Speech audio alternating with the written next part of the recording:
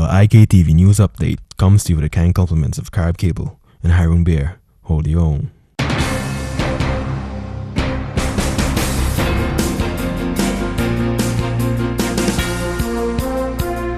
Good morning to you. I'm Lafern Fraser. Your IKtv news update will begin after these messages. I'm interested in way too many things, and having Carib Cable's fastest internet connection is the best way to keep up with everything. Facebook? I'm definitely an addict. My favorite shows? I just never miss them. Having cable TV? I'm always entertained. I have way too many friends that my cell phone is not enough to keep up with everybody. Carib Cable's fixed line solves all my problems. Carib Cable just made my life way easy. With this triple play payment plan, I get 3 different services but 1 bill. Carib Cable, internet, cable, and fixed line.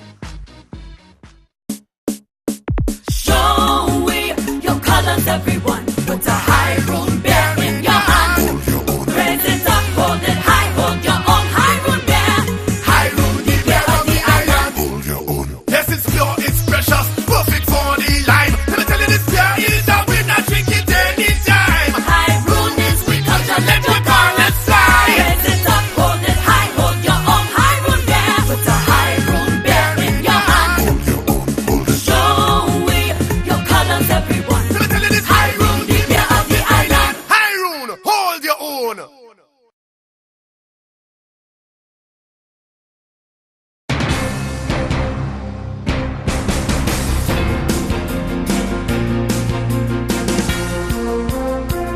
The regional coordinating mechanism of the Pan-Caribbean Partnership Against HIV and AIDS, PANCAP, will hold its 14th ordinary meeting on March 25th and 26th in Barbados.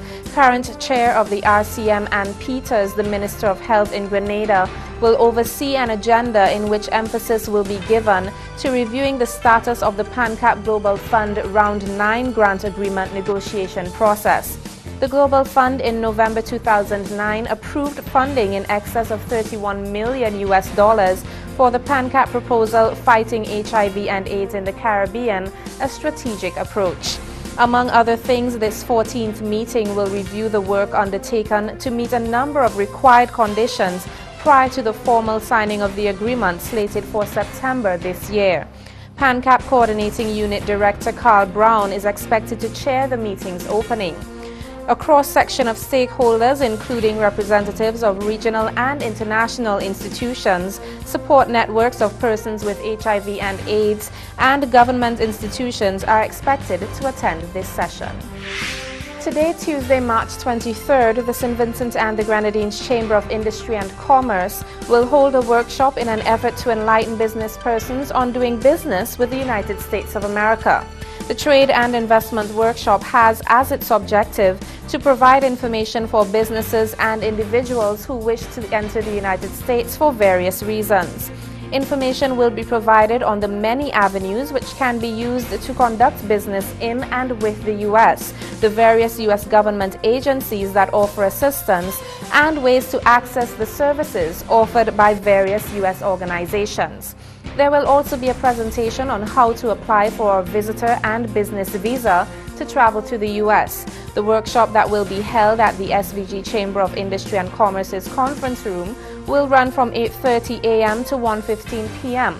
and will hear from, among others, Jake Aller, U.S. Deputy Economic Chief for Barbados and the Eastern Caribbean, and Jamal Massawi, the Economic and Commercial Officer for St. Vincent and the Grenadines, and Barbados Commercial Officer for St. Lucia and Dominica, U.S. Embassy Barbados and the Eastern Caribbean, as well as M. Watson, Political Economic Commercial Assistant, U.S. Embassy Barbados and the Eastern Caribbean.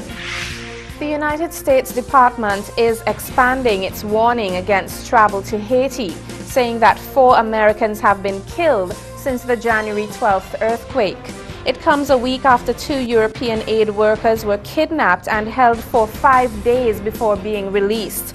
Monday's updated warning said dangers of violent crime persist in Haiti, including killings and kidnappings. And some kidnapped victims have been killed, shot, sexually assaulted, or physically abused. The United States Embassy in Port-au-Prince did not say how the Americans were killed. There have been no reports of Americans being kidnapped. The travel warning said Haitian police and United Nations peacekeepers remained critical to maintaining security.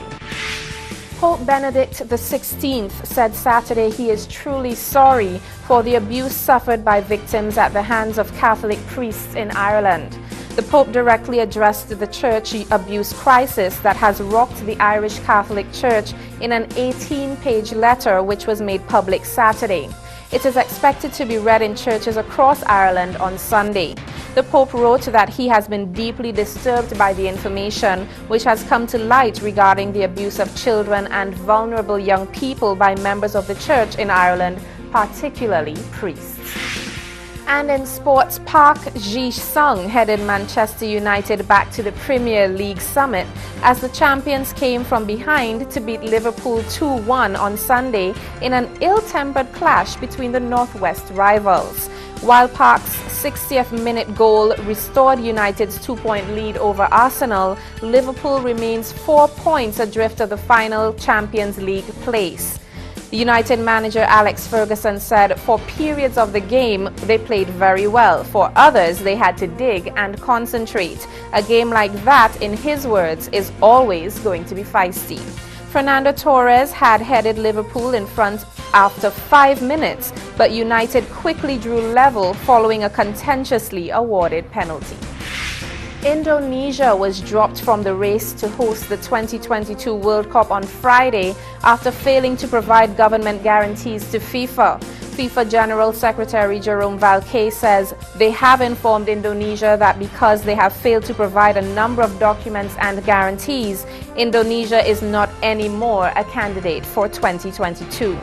Indonesia was always considered the outsider among the 11 original candidates that applied to host the tournament in 2018 or 2022. Indonesia hosted the 2007 Asia Cup, but would have needed to invest billions of dollars in building and upgrading stadiums to provide the minimum 10 venues for hosting the 32-team World Cup. I'm Lafern Fraser. See you again at 6 for your evening edition of the IKtv News Updates. Thanks for watching.